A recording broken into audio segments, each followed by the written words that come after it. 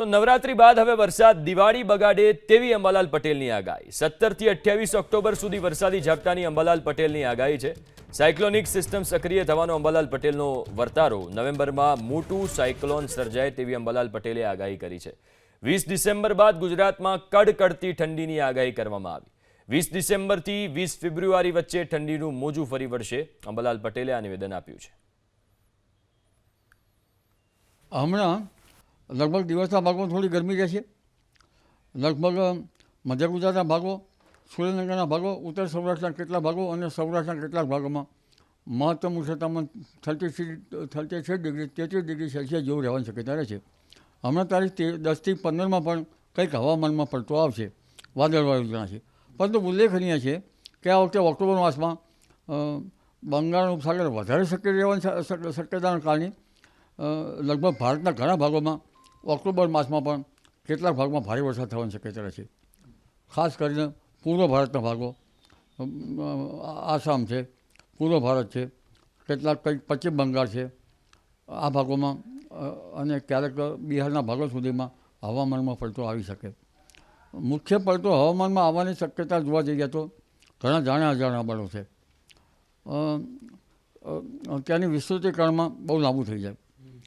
પરંતુ આ વખતે તારીખ 18થી 20માં અને તે પછીમાં બંગાળ ઉપસાગર પણ વધારે શક્યતા છે। દક્ષિણ ચીનમાં જે ટાઇફૂન બનતા હોય છે તેના અવશેષો પણ બંગાળ ઉપસાગરમાં આવવાની શક્યતા રહેશે। આ ઉપરાંત તારીખ 17-18થી 20-21માં અરબી સમુદ્ર પણ સાયક્લોનિક સર્ક્યુલેશન રચાવાની શક્યતા રહેશે। એટલે બંગાળ ઉપસાગરનો ભેજ, અરબી સમુદ્રનો ભેજ લગભગ પૂર્વ મધ્યપ્રદેશ સુધી આવતા ગુજરાતના ભાગો સુધી ઘણી વખત આવવાની શક્યતા રહેતા હવામાનમાં પલટો આવશે। હમણાં તારીખ 18મી ઓક્ટોબરથી 27-28 ઓક્ટોબર વચ્ચે દિવાળીની આસપાસના બેસતા વર્ષની શરૂઆતમાં ગુજરાતના હવામાનમાં પણ પલટો આવશે અને ગુજરાતમાં વાદળવાયુ આવવાની શક્યતા રહેશે, ક્વચિત માવઠું પણ થઈ શકે। અને આ વખતે ઓક્ટોબર માસમાં 25 વિક્ષોપ આવ્યા હતા, હવે નવેમ્બર માસમાં પણ 25 વિક્ષોપ આવવાની શક્યતા રહે છે। વધારે જોવા જઈએ તો લગભગ ઓક્ટોબર માસમાં તો વરસાદ રહેવાની શક્યતા રહેશે, પરંતુ 18 નવેમ્બરથી બંગાળ ઉપસાગરમાં એક મજબૂત સાયક્લોન બનવાની શક્યતા રહેશે, જેના કારણે 15મી ડિસેમ્બર સુધીમાં પણ રાજ્યના ભાગમાં માવઠું થવાની શક્યતા રહેશે। અને હાલમાં જોવા જઈએ તો આ માસના અંતમાં અને નવેમ્બરની શરૂઆતમાં બંગાળ ઉપસાગર ફરી વધારે સક્રિય થશે, અરબી સમુદ્ર પણ વધારે સક્રિય થશે અને બંનેના ભેજના કારણે પુનઃ ગુજરાતમાં નવેમ્બરની શરૂઆતમાં હવામાનનો પાછો પલટો આવી શકે। અને 7 નવેમ્બર બાદ લગભગ દક્ષિણ ભારતમાં ભારેથી અતિભારે વરસાદ થવાની શક્યતા રહેશે। સામાન્ય રીતે પોસ્ટમોર્ટમમાં મોસમી પવન રિટર્ન થતા હોય છે ત્યારે દક્ષિણ ભારતમાં વરસાદ થતો હોય છે, ચેન્નઈ, કર્ણાટક વગેરે ભાગોમાં, પણ આ વખતે વિશેષ રીતે વરસાદ થવાની શક્યતા રહે છે। અને આ વખતે લગભગ જળભરાવની સ્થિતિ ઘણી વખત ઘણા ભાગમાં વધારે રહી હતી, એટલે પુનઃ જે ઓક્ટોબરના અંતમાં નવેમ્બરની શરૂઆતમાં તેનો ભેજ પણ ગુજરાતમાં આવશે અને ગુજરાતના હવામાનમાં પલટો આવવાની શક્યતા રહેશે, વાદળવાયુ આવવાની શક્યતા રહેશે। બીજી એક શક્યતા ગણી શકીએ કે આ વખતે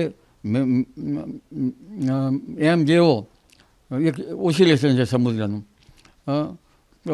તે લગભગ આ માસના લગભગ અધવત પછી 15 કે 18 કે 20 તારીખ આસપાસ સક્રિય થાય છે।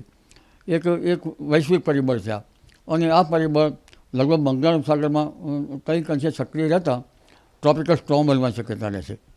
એટલે આ સ્ટ્રોમ જે છે એ ઓક્ટોબરના મધ્ય બાદ તેમજ નવેમ્બરમાં એના બાદ, કારણ કે સિસ્ટમ સક્રિય થઈ રહી છે, એટલે જેના કારણે વારંવાર ઓક્ટોબર માસ અને નવેમ્બર માસમાં ગુજરાતનું હવામાન ત્યાંની અસર તળે આવશે અને માવઠા કે વાદળવાયુ આવવાની શક્યતા રહેશે। પરંતુ અન્ય બાબત જોવા જઈએ તો લગભગ નીનો 3.4 વિસ્તારમાં કહેવાય છે કે લા નીનો બની રહ્યું છે। એ પેરુ જે છે દક્ષિણ અમેરિકામાં, પેરુમાં જળવાયુ ઠંડુ રહે નીનો 3.4 વિસ્તારમાં, તો એને લા નીનો કહેવામાં આવતો છે। જો આ લા નીનો બને તો ગુજરાતના ભાગોમાં ભારે ઠંડી આવવાની શક્યતા ગણી શકાય. અને સમુદ્રના પેરામીટરમાં જરા ઘટાડો થાય તો સાયક્લોનિક સ્ટોર્મ ઘણી વખત નબળા પણ આવી શકે. સાયક્લોનિક સ્ટોર્મ અત્યારે આવવાનું મુખ્ય કારણ એ છે કે સમુદ્રનું તાપમાન 26.5 સાડી 26 ડિગ્રીથી વધારે જતું હોય તો સાયક્લોન બનવાની શક્યતા રહેતી હોય છે. એમાં ઘણા પરિબળો છે. હિન્દ મહાસાગર છે, અરબી સમુદ્રનું તાપમાન કેટલું છે, બંગાળ ઉપસાગરનું તાપમાન કેટલું છે. આ ઉપરાંત લગભગ અપર વિન્ડની જો સાનુકૂળતા હોય તો આ જે સર્ક્યુલેશન છે વલવાતું આગળ જતું હોય છે. જો આ હમણાં જે સાયક્લોન બન્યું સુપર સાયક્લોન જેવું, તો એ જો 23મી ઓક્ટોબરે બન્યું હોત તો થોડુંક વધારે મજબૂત હોત, અને નવેમ્બર માસમાં બન્યું હોય તો આનાથી વધારે મજબૂત હોત, અરબી સમુદ્રમાં બન્યું હોય તો. પણ હસ્ત નક્ષત્રમાં બન્યું એટલે એની શક્યતા ગુજરાત તરફ લગભગ આવવાની શક્યતા ઓછી રહેતી હોય છે. આમે આ બંગાળ ઉપસાગરની સિસ્ટમ હવે બનશે એ દક્ષિણ ભારત તરફ બનવાની શક્યતા છે, ચેન્નઈ, તામિલનાડુ અને એ બાબતમાં. અને ત્યાંનો ભેજ અને બંગાળ ઉપસાગરના ભેજના કારણે ગુજરાતમાં માવઠા થવાની, હવામાન પલટાવાની શક્યતા રહે છે. 22 ડિસેમ્બર બાદ દેશના ઉત્તરીય પર્વતીય પ્રદેશોમાં ભારે વરસાદ થશે, એટલે 22 ડિસેમ્બર બાદ કડકડતી ઠંડી ગુજરાતમાં આવવાની શક્યતા રહે છે.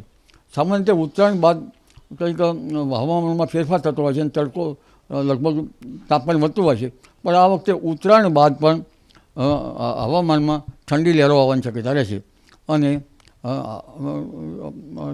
હાર્ડ સિઝનની ઠંડી પડશે.